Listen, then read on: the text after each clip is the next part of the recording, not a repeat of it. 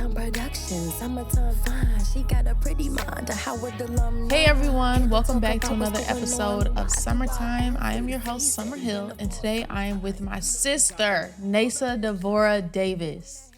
Nasa, thank you for being here. Thank you for having me, Sam. How are you feeling today? I'm feeling good. Okay, good. I'm feeling good. It's fall. Homecoming week. Fall has fell. Fall has fell. Girl, it's cold outside. It's brisk. I'm not feeling that. I kind of like, living from up north. Yeah. I don't mind the fall. I don't mind the season change. It's cozy. It's comfy. It's very twilight. Girl, give me a nice summer day. Well, Yeah. Let me tell the people where I know you from. So I went to Howard University, graduated from Howard University with Summer. We were both in School of Communications, and we both are a member of Howard University Social Club, Ladies of the Quad Social Club. And that's my back, y'all. She's my front. But Yes. also, I want to give the people a trigger warning. So just so Yes. you all know, today we will be talking. Maybe you could do the trigger warning better. Yeah. So trigger warning for mental health, depression, anxiety, suicide, unaliving, all of those things. Yeah. So if you abuse, drugs, alcohol, things like that. So yeah. Yeah. Today we are going to get into the story of your mother and your journey with grief. Yes. And so I'm already feeling emotional. I know. Apologies in advance if we go somewhere you don't want to go. At any moment we can redirect the conversation. Any moment we can edit out anything you don't want in there. But I know that you've been documenting this story via TikTok. I have been documenting via TikTok, which kind of happened really randomly. I honestly was using TikTok socially and for fun. And then after my mom passed last October, I just kind of stopped posting everywhere. I mean, obviously, like going through grief, stopped posting everywhere. And in therapy, I had just been discussing over the course of like 6, 7, 8 months how isolating and lonely I felt. And because I lost my mom by suicide, it's a very, there's just not a lot of people that talk about losing a parent to suicide. You could find a lot of support groups and content and people that have lost parents, and it's not to take away from that grieving process, but losing a parent in a very abrupt and traumatic way and then letting that be self-inflicted. It's just it's kind of hard to even put into words how isolating that is. And I think people tend to lean on family members, and stuff, but because of the circumstances, not only does everybody grieve differently in general, but like we all had a very different tried and strained relationship with her. And so we all have kind of went, into our grieving corners and are kind of dealing with it how each of us know best individually. Okay. We're going to get into that, the way that you all have dealt with it after, but let's start before. So it's October 8th, 2023, right? Where are you at? What are you doing when you find out? So I actually found out what would have been October 6th. I was at work. It was it's crazy how specific I can remember this, but it was around 4 p.m. I had just gotten out of a meeting. I also had just had therapy on my lunch that day. Regular day. Regular day. And I have been in therapy prior to that for about a year and a half, consistently every week. And I was talking to my therapist in this specific session, And I got emotional in this session because we were talking about my fear surrounding my mom committing suicide. Why was that a fear of yours? Because I think I was in the 5th grade, maybe. My mom was working a lot. She was a single parent. She had a very demanding job. She wasn't sleeping well, lots of anxiety and other mental health, things. And she was overprescribed medication. And that medication led to her attempting her life. So she had tried before. She did. And that was when I was in about 5th grade. And I remember that very vividly. But since then, so I don't know how many, at least a decade and a half, it's always been, and my therapist described it like you've woken up every single day with this being an anxiety and a fear for 15 years. So that, and I had been feeling anxious. I don't know how to describe it. And I don't know if I subconsciously knew. I had been no contact with my mom for about a year. And why was that? Or 2 years at that point. That stemmed from, being the daughter of a single parent. You tend to be their partner in a lot of different ways. I guess in the therapy world, they call it parentification of a child. And this isn't to, say my mom didn't parent me and stuff. Like, I think that she did the best that she was able to do. And I'm very grateful for the love and experiences that she did give me. But I had to grow up really fast. She wasn't necessarily emotionally, I don't want to, available or understanding, especially when it came to matters of mental health. I think that might be a cultural thing too. My mom's Mexican.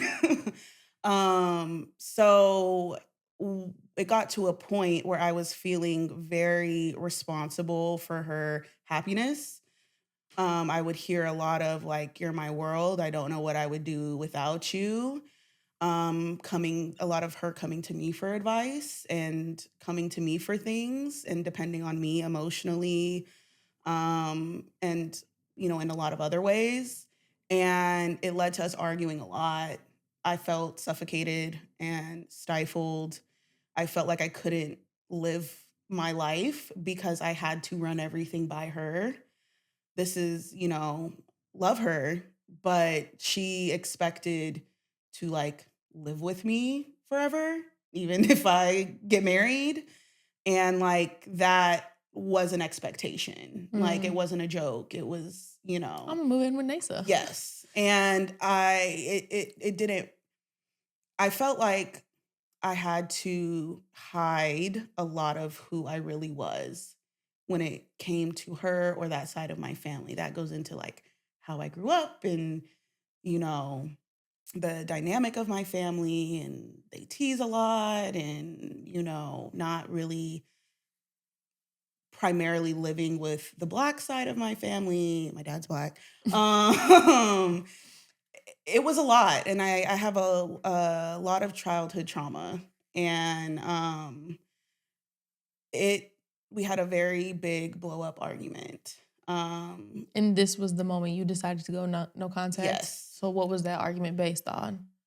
I had gotten out of a relationship and I had just moved.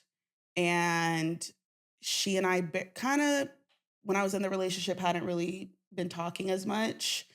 And when I got out of it, we were talking a little bit more. We just were kind of rekindling, I guess, that connection. And she randomly one day, we were having a conversation and she told me how the year prior, things were just so bad for her and that she got to the point of wanting to kill herself.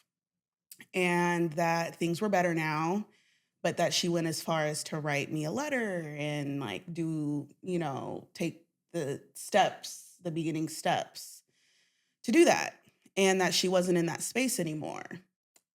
Immediately following that bombshell, she says that she wants to come see me and that she will be in DC the next day. The next day. For 2 weeks. Mm. And I'm working, you know what I mean? Like I'm working. I also have a dog and she hates animals. And this is very unexpected. We also have a strained relationship and I was extremely overwhelmed. Cleared my schedule. She comes. I took her to brunch. I took her to a couple museums. We're kind of catching up. She comes over to make dinner for me and a couple of my friends. And she kind of flipped out about my dog and left, calls me when she gets back to the hotel in tears, saying that how could I, love an animal more than I love her or consider an animal more than I consider her. And I'm frustrated. I'm confused. Like, you knew I had a dog before you came. Like, nothing has changed. You got a hotel. And she said, well, I bought a ticket home. Like, I need you to take me to the airport tomorrow. So I had cleared my schedule, prepaid for certain excursions and events, done all this stuff to prepare for her to come. And now she was leaving 2 days after she arrived. Mm. So I took her to the airport the next day. We didn't speak. She was in tears. Before she got out the car, she just said sorry. She couldn't be the mom that she thought that I wanted and left. Now, the next day is her birthday, right? And when she told me she thought about unaliving herself, she said that she had planned to do it on her birthday. So the next day comes. I didn't hear from her if she had made it back. She didn't respond to my texts, my calls, nothing. And now it's her birthday and hours are going by and I'm not hearing from her. You're feeling anxious, scared, mad, angry, frustrated, irritated, blown, just over it. And I know at this point, it's like, I know what you're doing. She has dealt with mental health issues. It felt very manipulative. And it was just the same song and dance. The anxieties I was feeling, that's how I always felt, right? And coming to college, that provided me space from that. And so it was like I was dropped back into this chaos almost. And it wasn't until the following day that she texts me back and says, stop being so dramatic. And I was infuriated. And then she calls me. And I probably had called her like 10 times. I had texted her multiple times. Nothing. And when she called me, I was so mad. I literally had to pull over. And she was like, why are you being so dramatic? Like, I never said that. I never did. Like, I wasn't going to do that. Oh, stop. Like, just gaslighting me. And I grew up in a screaming, yelling household, a very loud household. I try not to do that anymore, especially now. I've been in therapy so long. Like, I don't like to raise my voice. I don't like to get to that point. And that was probably the last time that I have ever like screamed and yelled like that. And I just told her, I said, if you don't go get help, we will not have a relationship, period. I can't do this. You're gaslighting me. You're manipulating me. I feel like I'm going crazy. And it's making me so anxious. Like I can't function. I'm anxious all the time. And how did she respond? She asked if she had said, stop being so dramatic. And then she asked if I was going to kill myself yet. You? Me.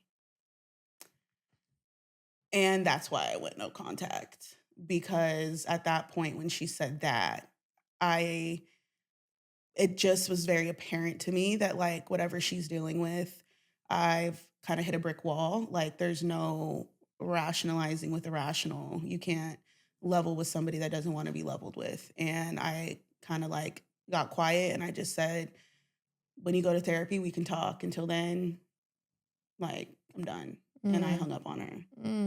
And that was the last time I heard my mom's voice. That was the last conversation we ever had. And how soon after did it happen? 2 years. Okay, so Or about 2 you didn't years. talk to her for 2 2 years. years. Mm-mm. I'd get a text occasionally. It was very much, mind you, I started therapy that same week. As Mm. soon as I went no contact, how I was feeling, I could not even put into words. And so I just knew I had to like get into therapy. And I started that week. But it happened about 2 years later. And in this time process, I know our moms had gotten close. They did. And so that was interesting because, like, I'm hearing you on this hand talk Mhm. about your experience with her, and then my mom Mhm. is having an experience with her as well, Mhm. where their relationship kind of fell out too because of, Yeah. yeah, pretty much the same thing. It was kind of the same thing as far as what I know. My mom is, in having the mental health issues that we can only guess what she had at this point. But she also was just very protective in general. And and what I discussed in therapy and kind of like figured out is it seemed as though she kind of had a fear of somebody replacing her in my life or me getting too close to certain people. That seemed like an insecurity of hers. And quite literally, as far as I knew, your mom had texted me asking like how I was doing. And that snowballed into somehow your mom and I were talking about my mom. Okay, so what happened was, I don't think you ever found out the backstory, did you? I'm not. I don't I don't so. think So so. my mom was with her, Mhm. and they were just having a conversation, Mhm. and your mom was talking about harming herself. And so my mom Mm. got scared, and she was like, your mom said, her name is Angie, Mhm. don't tell anyone, don't tell anyone. And my Mhm. mom, she doesn't know what to do in that situation. So Mhm. that's why she texts you like, hey, just check on your mom. And so your mom was Mhm. like, I told you not to So tell anyone. and Yeah. your mom didn't tell me anything. No, she just said She check just on her. yeah, she just asked how I was and just said to check in. Mm. On my end, this isn't the first time that my mom has had somebody reach out to get me to talk to her. Okay. So, I'm just thinking whatever. And I'm sorry that your mom had to experience that because my mom, I think like, especially in like the Latino community, you don't really show like what's going on inside your home. And so when it comes to asking for help, whether it be an abusive relationship, which, unfortunately my mom has experienced and I've witnessed and been told to not share or tell anybody, there's kind of this stigma surrounding it of like not having your home in order Mm. and not wanting to appear weak. Mm-hmm. And so a pattern in that is a lot of the time she would tell me, don't tell anybody, or don't, even confiding in other people, like don't tell anybody. And so that checks out. Yeah, but I know that my mom loved your mom down and Yeah. vice versa. She did. She absolutely loved your mom. And they had, from what I've seen and what I've heard, like a lot of great memories. They did. And I really appreciate, you and your mom being there for me and reaching out Oh in my the God, ways of that you course. have. I think so random that, It's so because they're in Yakima. Right. Mind you, it's not even, it wasn't even like it was some big city that no, like we meet each other randomly. And you're my back. And I'm her back. And then years later, my parents moved to Yakima. She texts me. She's like, my parents are moving to Yakima. And my first thing was, why? Right. Why? And it was just, I don't know. And then I was like, well, let's introduce our moms. Yeah. And literally the first day my mom was like, oh my God, I love her. She's so cool. We're going to become besties. And they did. They did. But that is like, how, like. What are the chances? Yeah, that's crazy to me. I know. Anyway, okay, so we're back here October 6th. Yes. You have been no contact for 2 years. Yes, and in therapy every week for 2 years. In therapy every week. Working through this. Okay. And then it's 4 o'clock. Yes, it's 4 o'clock. Finish therapy, finish my meeting, and I'm talking to one of my supervisors, and my phone starts ringing. It's my aunt. my mom's sister. I also haven't really been in contact with that side of my family for other reasons. So this was like a really out of the blue type of call. And I ignored it. I'm in the middle of a conversation and she calls me again. And I knew at that point. Mm. It's like I had a pit in my stomach and if like my heart started racing and I started like trembling and Mm. I knew what it was and I answered. I went to the conference room and I answered and she was like in tears, hysterical in tears, and said that they received a package and inside the package was cards addressed to me, my grandma, my aunt, my cousin, and then a letter. And in that letter was a lot of things, but the main part being that if and when we do find her Mm. remains, it would be somewhere in the wilderness. Mm. Um, and I went into shock. Very numbing, very disoriented type of state. And I remember it was just me and my supervisor in the office that day. And I went to her and I'm like holding the phone and I'm like, I think my mom died and I need to go home. And she like stopped what she was doing and she looked at me. She was like, are you like, and I worked downtown DC, so I metroed to work every day. And she like called me an Uber and like put me in the Uber. And I'm still, my family's like, we're sending people to look, like we don't know anything yet, like just, we'll keep you updated. So I get in the Uber and I immediately call Sydney, who's another one of our sisters and one of my best friends, and I called her. I texted Troy and I believe Shauna and Alicia as well. And I asked them to meet me at my house like immediately. Mm. And I just sent like a 911 and they showed up like no questions asked. Oh, shout out to good friends. Yeah, shout out to Shout all of out them. to good Yeah. friends. So Yeah. I know that at this point in the story, everyone was like, maybe she just is like drove Mhm. away, like maybe she's somewhere in the mountains, and you were like, no, you guys, Mhm. she's gone. I know for sure. Yeah. And really at this point, per the coroner, she hadn't passed yet, but I knew what it was. I knew what it was. And I think that like when everybody was questioning, like, well, she may have, we may find like she may just be doing this, like she may, and it's like, yes. But I felt also kind of frustrated because I had gone through these other things in my life and like it's never gotten to this point with her. And I just knew, like, Mm. I knew. And I don't blame myself now, but in the moment, I'm like, I've been no contact for however long. She also wasn't really speaking to my grandma or my aunt, really our family. She had kind of just went and was doing, whatever she was doing. And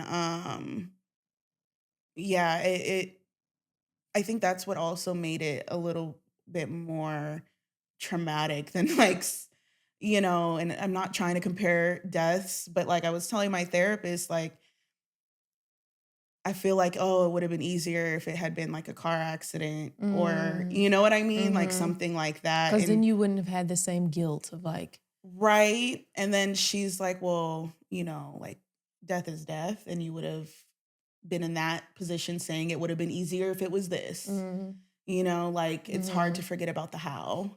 mm, Um, but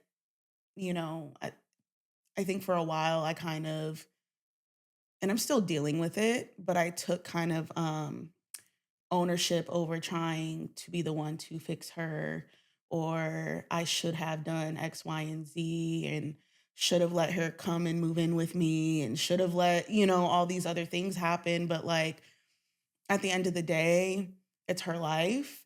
And yeah, she could have went to therapy. And yeah, she could have, like, my mom went has a lot of her own traumas, you know, and was a very resilient person, but she didn't deal with a lot of those childhood and adolescent traumas that she had.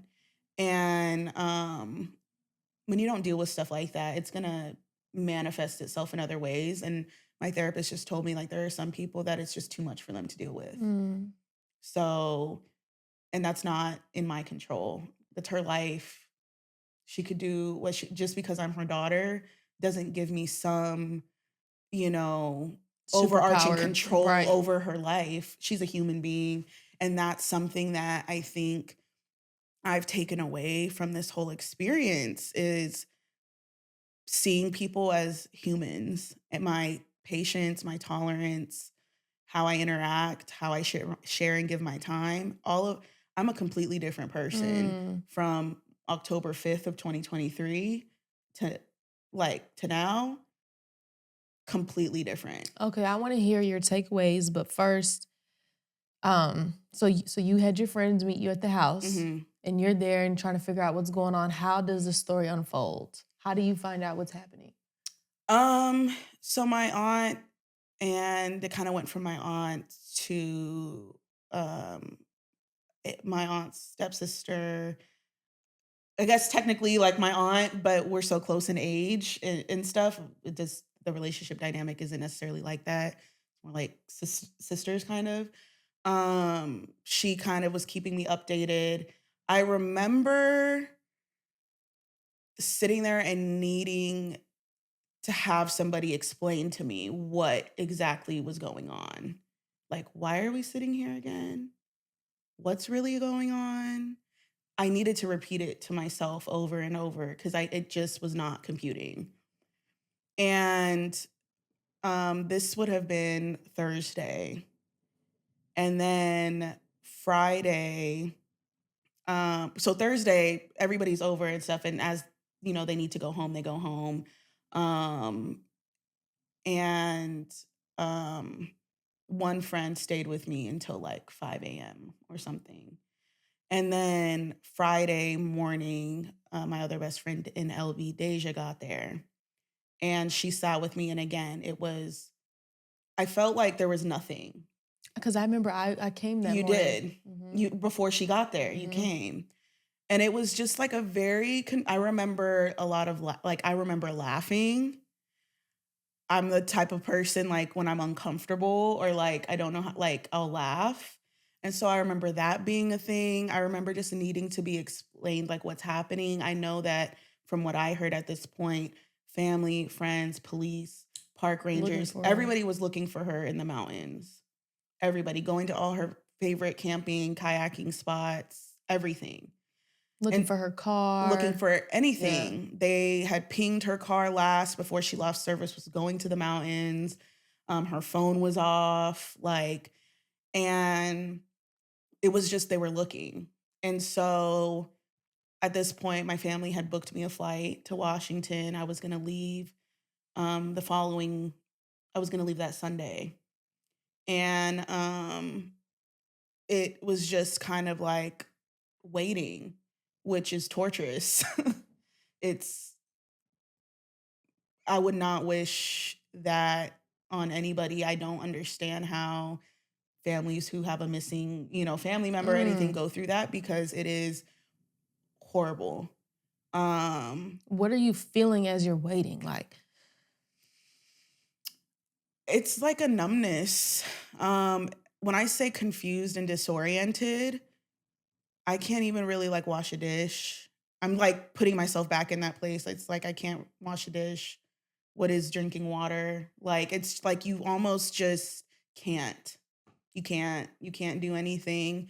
It's all consuming. And when Deja came over, like she cleaned my apartment, she like got, did everything that one would need to be done. I was angry, I was irritated. I remember feeling that and being confused by that.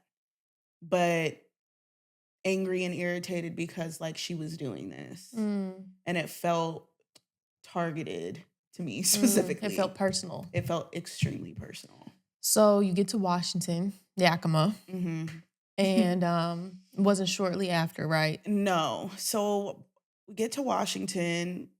When you go to Yakima, you have to land in Seattle and then drive to Yakima or fly. Sydney met me there. And we drove to Yakima.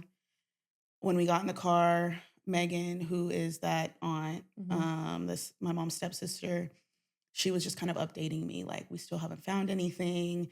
We found the keys to her storage unit, and everything in there is so packed and organized, and there's notes throughout everything. They're like, she had been preparing for this for a while, and there's no way she did this last minute. This had been done. And they're calling everybody that they know.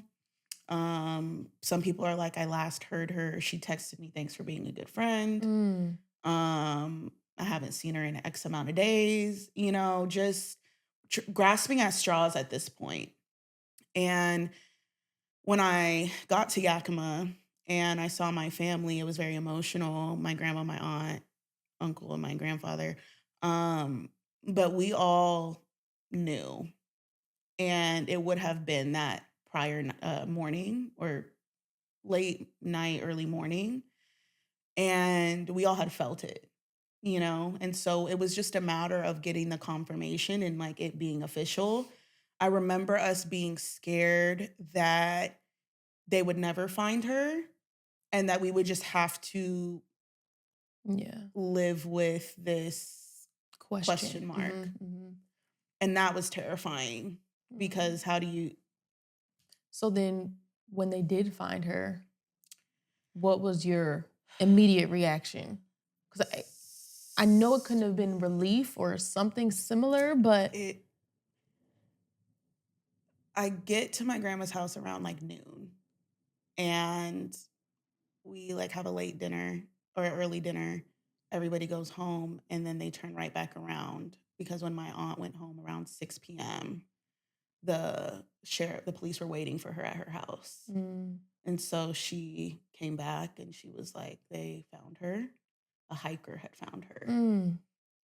And when she told me that, I exhaled and I told my therapist, it felt like a 15-year exhale. Really? Yes. Wow. And not in like, oh, thank God she's gone. Obviously not that. But I had been holding on to this fear and this anxiety for years. And I didn't realize how much of me, mentally, emotionally, it consumed me until that moment. Because, and my therapist put it this way, she was like, something you've been worried about and scared about happening for your whole life basically has happened. And now, you'll never have to anticipate or experience this specifically ever again.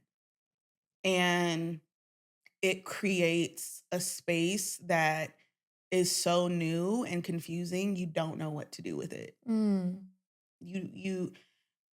But now you don't have to deal with that anxiety of it happening anymore, but now you have to deal with the grief of it. And that must be a completely different experience and feeling.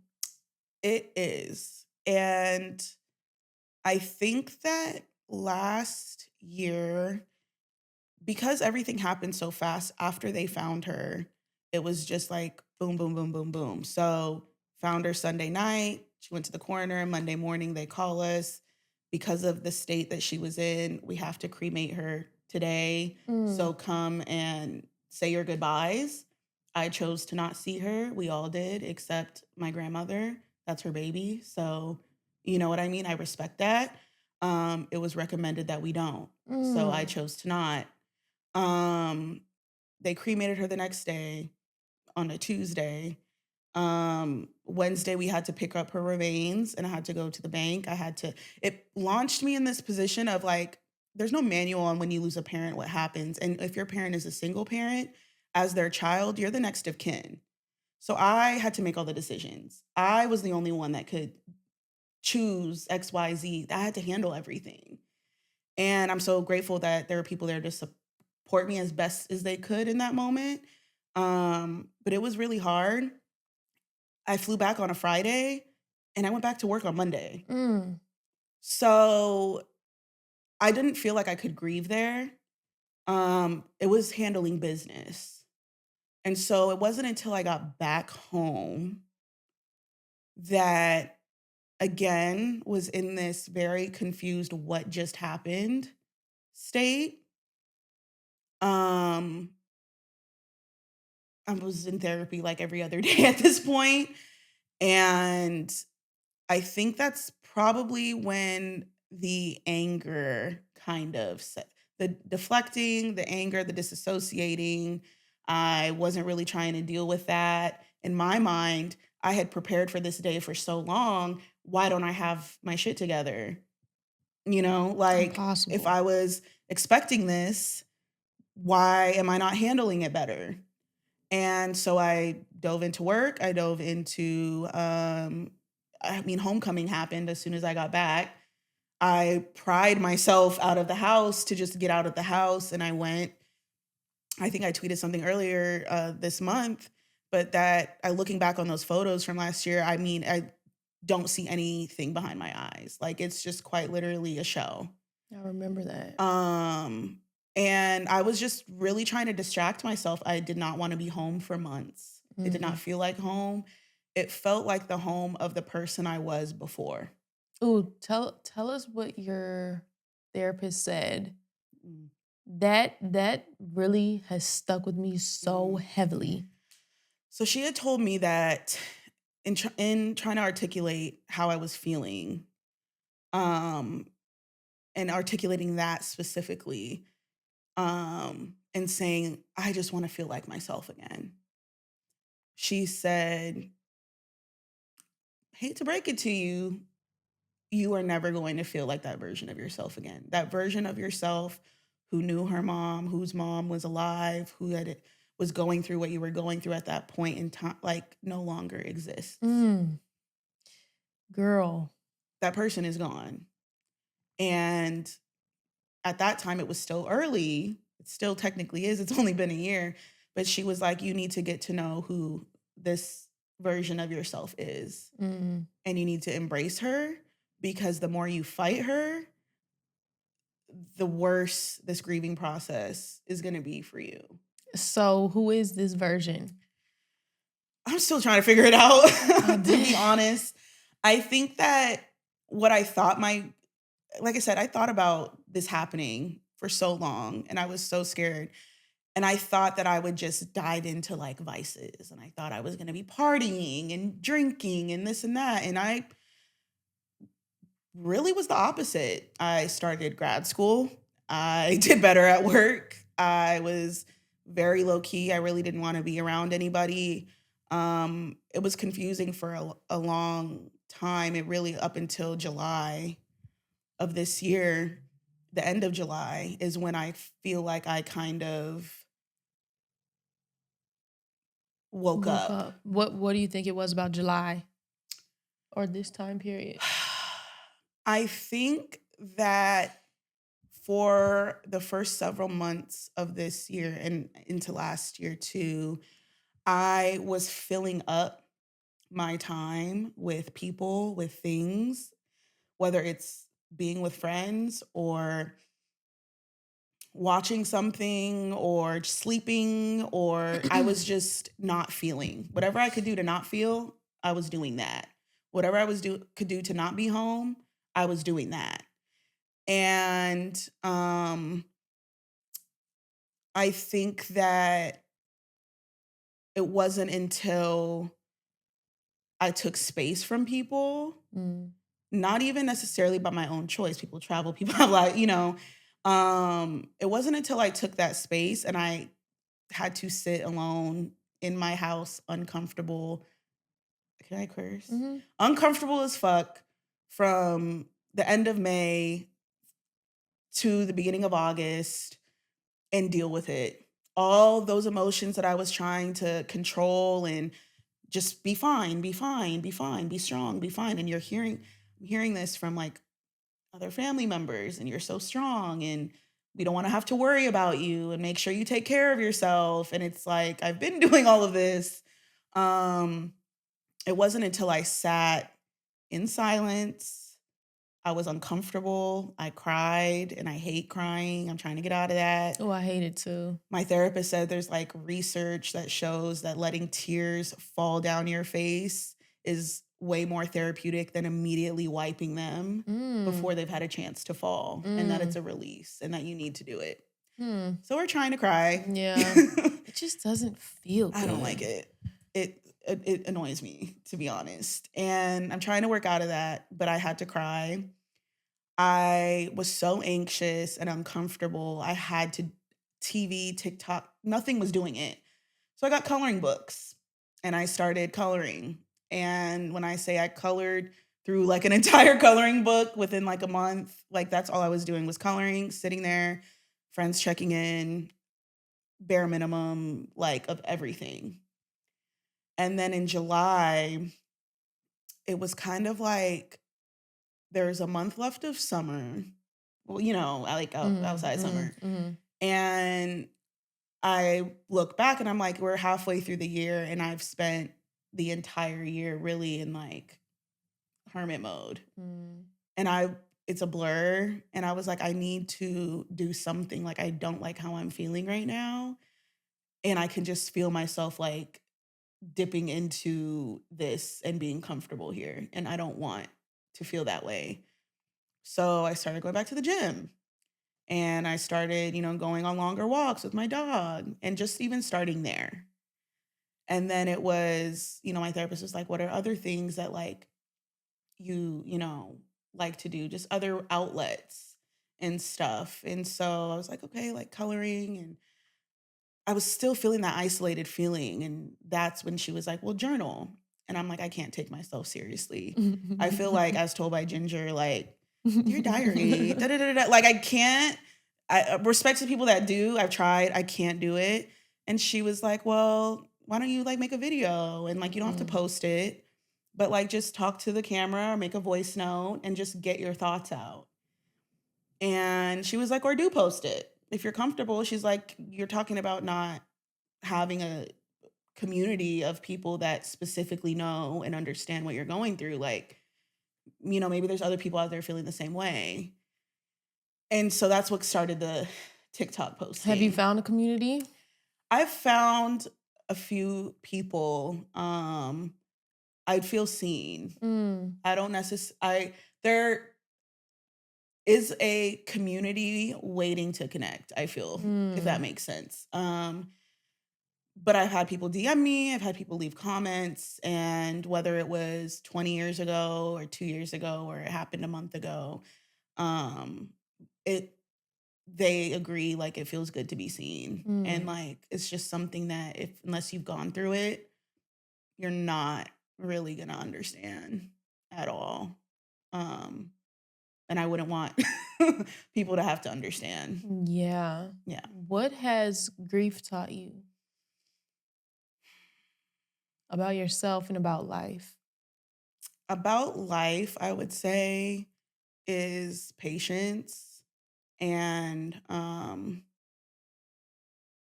that we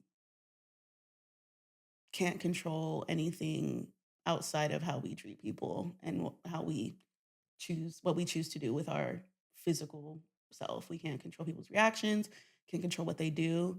And so I think that like I am a lot more patient and take a minute before reacting, interacting, giving time.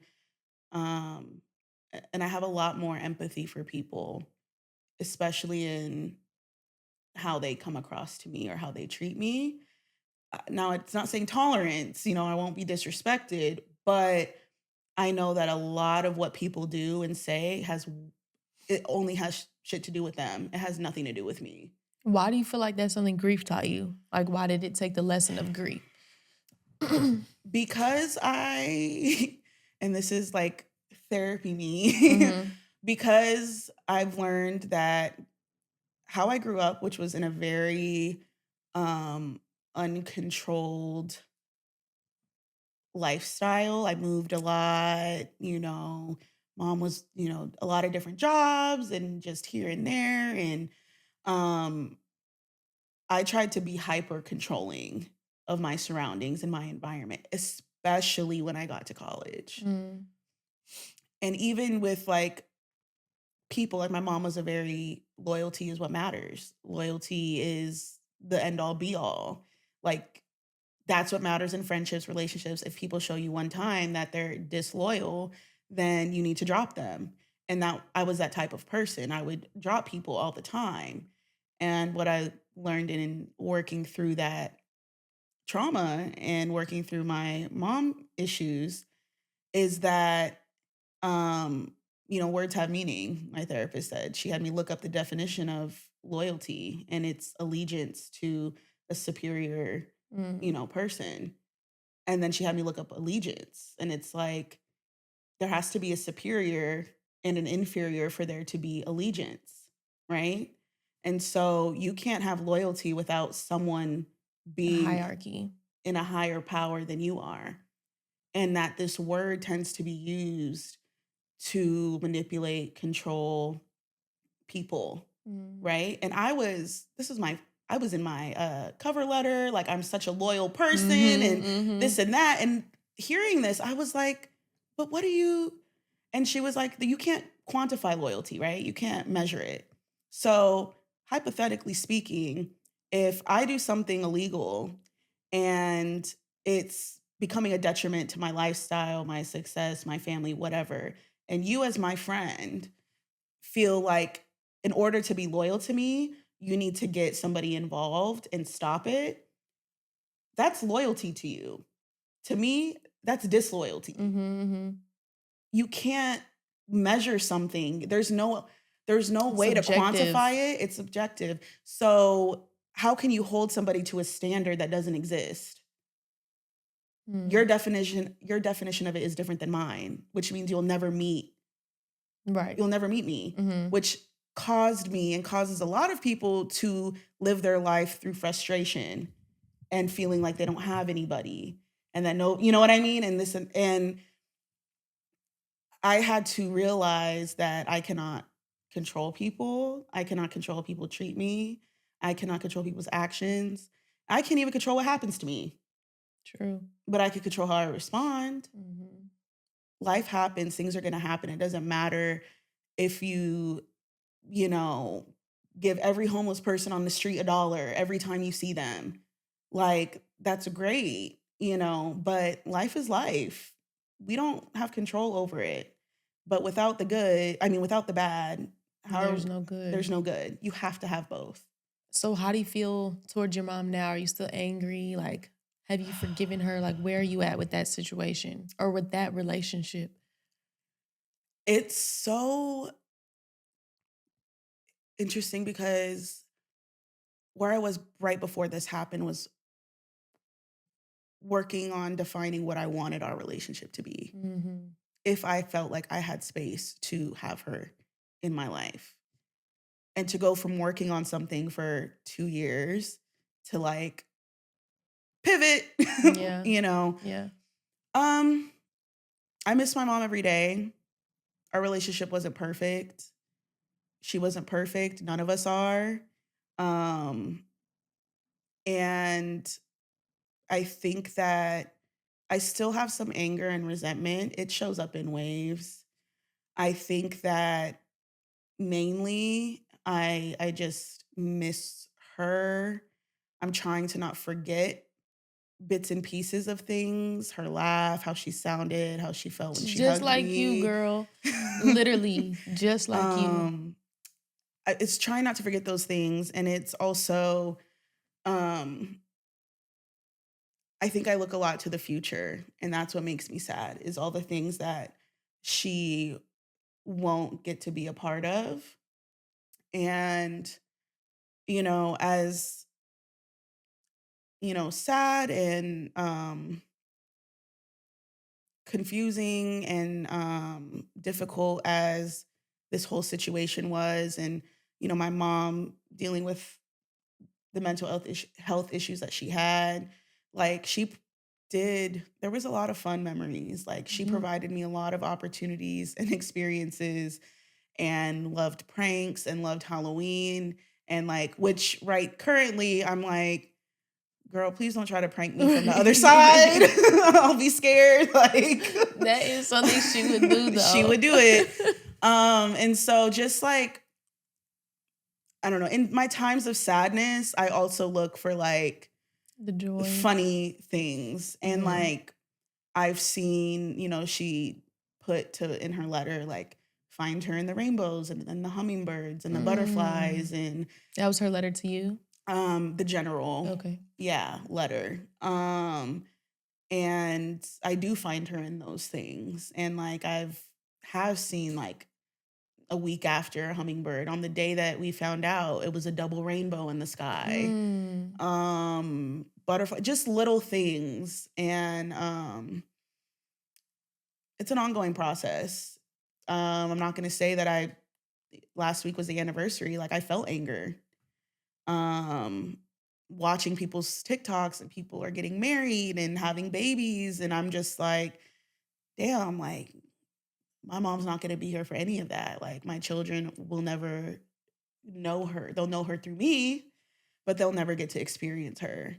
And that's the stuff that I think is like the hardest for me, is the hope that I had to mend our relationship and to get to a space for her to be a part of these things. I held out hope for that. And grieving that, I think has been the hardest. I love my mom. I think she's a very complicated person, but she was a very strong, spitfire, hilarious, creative, colorful, loud. And she just, all of those things. Yeah.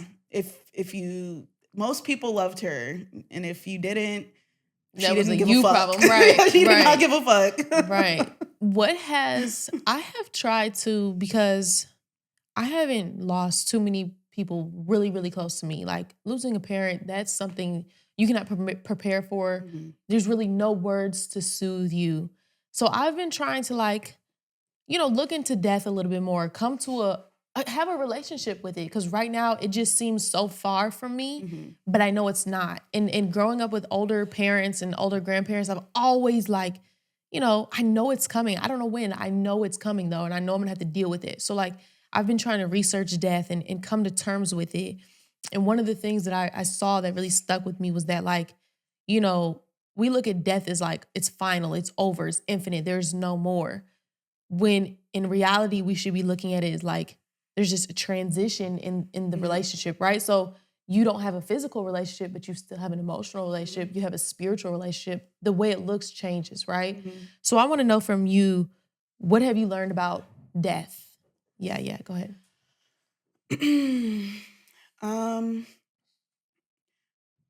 I had experienced death from people close to me, friends, a grandparent, and then I experienced one other suicide of a close friend. Rest in peace to him. Yeah. And I think I had a very complicated relationship with death. I think I was just very anti, I guess. Like, I think that I was afraid of the feelings that death brings out in me, and I didn't want to feel those or go through those. So I just kind of like, oh, they just move on. Like, that's death. And that was comfortable for me. That's as much as I could like really handle. So going through this, in the beginning, it was finality. And it was a lot of like, it's over, that's it, it's done, it's final, she's never coming back, which, yeah, I guess, you know, physically that's true. But I know that she's somewhere probably smoking a blunt with a beer, fishing, listening to her music, and vibing out, and like she's at peace. My mom went through a lot, and I just remember telling my therapist, like, there were other options. How comes like, and my therapist was like, for her, this was the only option. You have a good therapist. I love her. Shout out to Aisha. You have a really good therapist. She's amazing. She calls me out on everything. As she should. But it has just taught me that focusing on it and the negatives or like the sad parts, you're going to have to deal with those. So I tried to now, like I said, like leading with love, having my boundaries, doing what I can to be a better person every day. I look back on who I was before this happened and like love myself through all the, highs and lows. But there were certain things that I was like, I could be a better friend. I could be more patient. I could reach out to this person more. I could reciprocate this more. And I think that death gives you it kind of wakes you up and shakes you up and makes you more conscious of your relationships with other people. How you're living. Yeah, and how you're living. And it, in a weird way, gives you, I don't want to say gives you something to live for, but it makes living that much more important. More intentional. A lot more intentional. I can feel that. And I want to ask this, and this will be like the final conversation we have about it. Ever. Not ever. I know. Not ever in life, but for summertime today.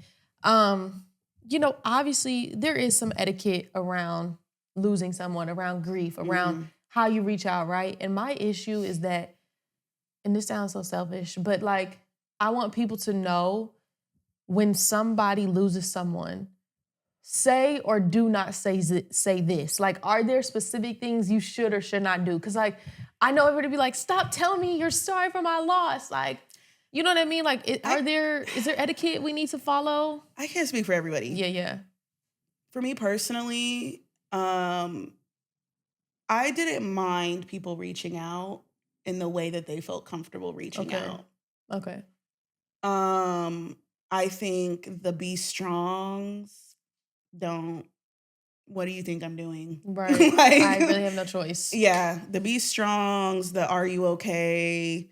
If you see me out and you know what just happened, chances are I'm probably trying to like escape that and I don't want to talk about it in this moment.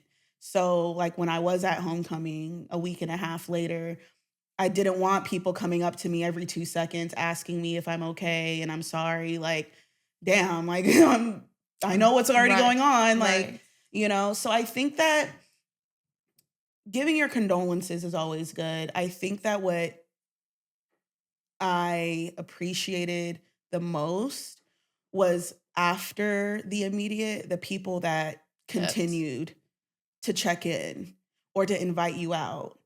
And as somebody grieving, I remember telling Aisha, my therapist, Aisha, I remember telling her, like, I don't feel like going out, but I also don't want them to think that I don't want to hang out with them.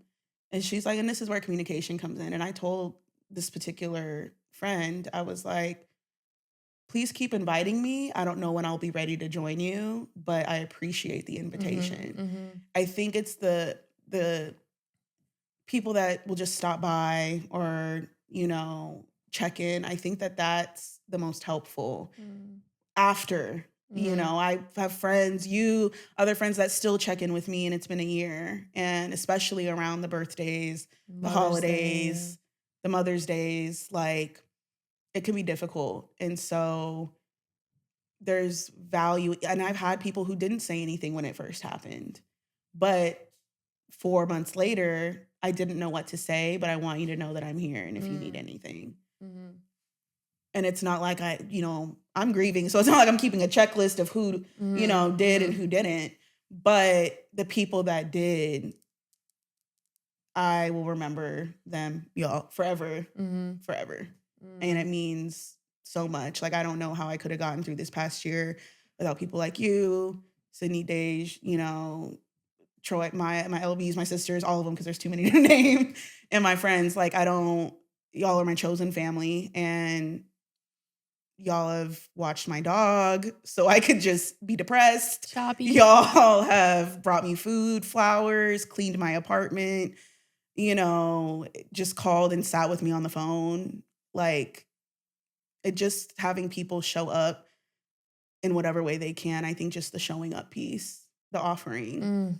I love that. We need that. We do. need friends like that. Yes. What do you want people to, if they didn't know her, know about her, or the people who didn't know her, what do you want them to remember her about her? Because, every time I'm on the phone with my mom and I'm like, I'm about to see Naysa, she'd be like, give her an Angie hug from me.